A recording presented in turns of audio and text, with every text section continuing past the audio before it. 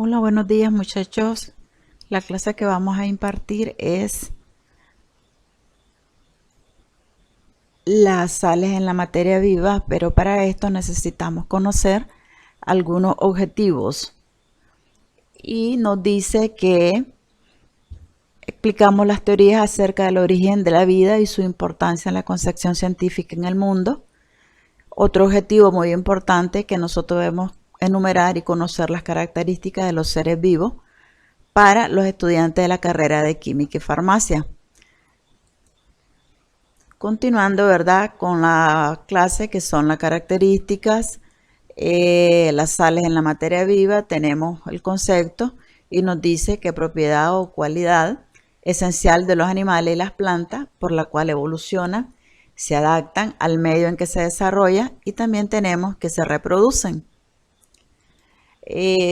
Nos dice también que es un componente principal de los cuerpos susceptibles de toda clase de forma y de sufrir cambios que se caracteriza por un conjunto de propiedades físicas o químicas perceptibles a través de los sentidos.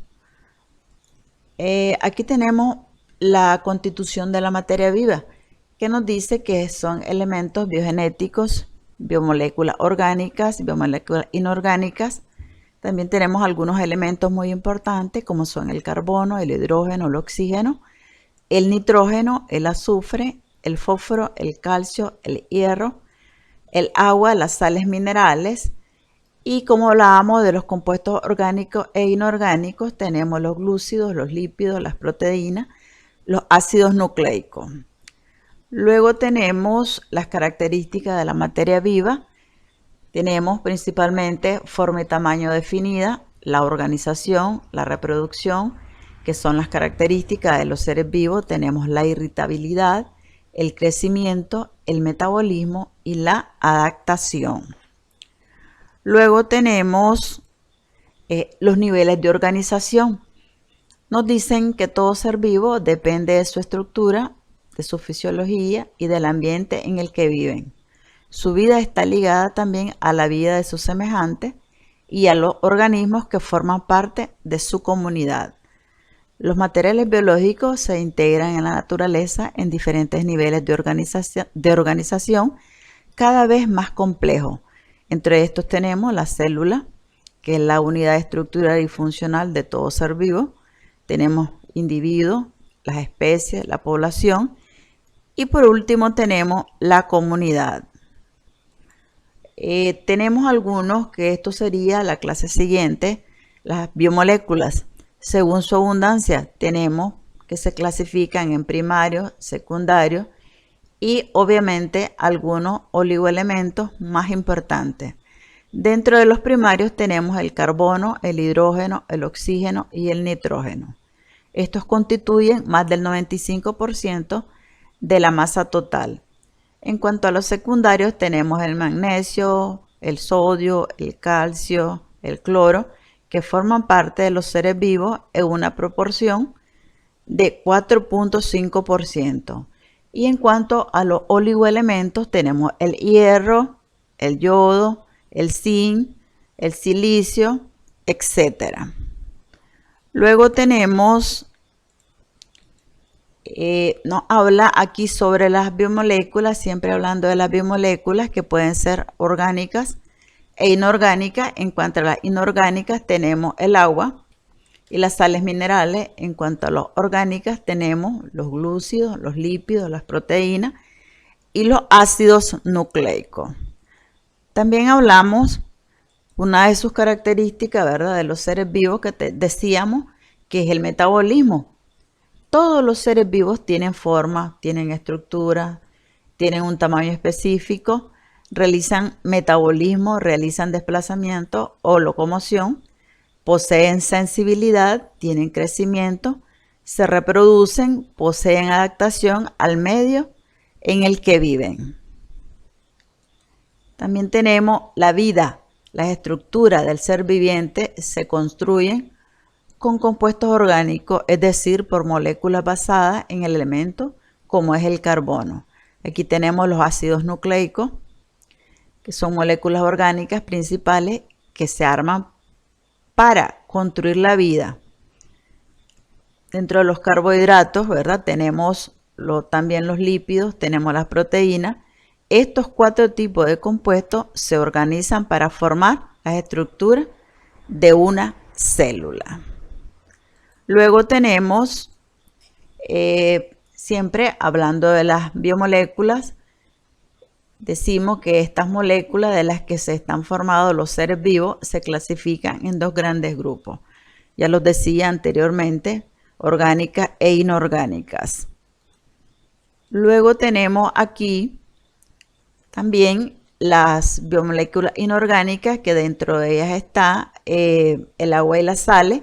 Se encuentran en los seres vivos, pero no son exclusivas de ellos. Ejemplo tenemos, como decía anteriormente, el agua y las sales. Tenemos en los compuestos orgánicos y pues son sustancias derivadas del carbono. Estos compuestos se encuentran fundamentalmente en los seres vivos, de ahí que se les llame compuestos orgánicos. En cuanto a los compuestos inorgánicos, nos dicen que son el agua y las sales minerales. Esta molécula más abundante de los seres vivos, entre sus principales funciones podemos destacar disolventes, medio de transporte, lubricante, etc. También tenemos el cloruro de sodio. No solo sirve para nuestras comidas, sino que proporciona sodio para el funcionamiento de los nervios y también podría ser el sistema muscular. Pero no siempre es beneficioso, ya que si lo consumimos en altos niveles, podríamos causar muchísimo daño a nuestros riñones. Además, sufriríamos de hipertensión. Entonces, por eso no es recomendable consumir en exceso lo que es la sal. Siempre hablando de la materia viva, nos dice que las características y propiedades de la materia viva están determinadas por los elementos químicos que la componen, denominados bioelementos. Unos 70 elementos químicos se encuentran en la materia viva, atendiendo a su abundancia, y estos se clasifican en bioelementos primarios o principales, secundarios, etc. La materia viva está formada por bioelementos primarios, bioelementos secundarios y oligoelementos que forman moléculas sencillas y biomoléculas complejas o principios inmediatos. Hablamos sobre los glúcidos, que son las biomoléculas más abundantes en los seres vivos.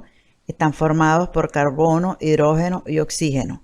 Estos se clasifican en monosacáridos, disacáridos y polisacáridos, que nos proporcionan energía a los seres vivos.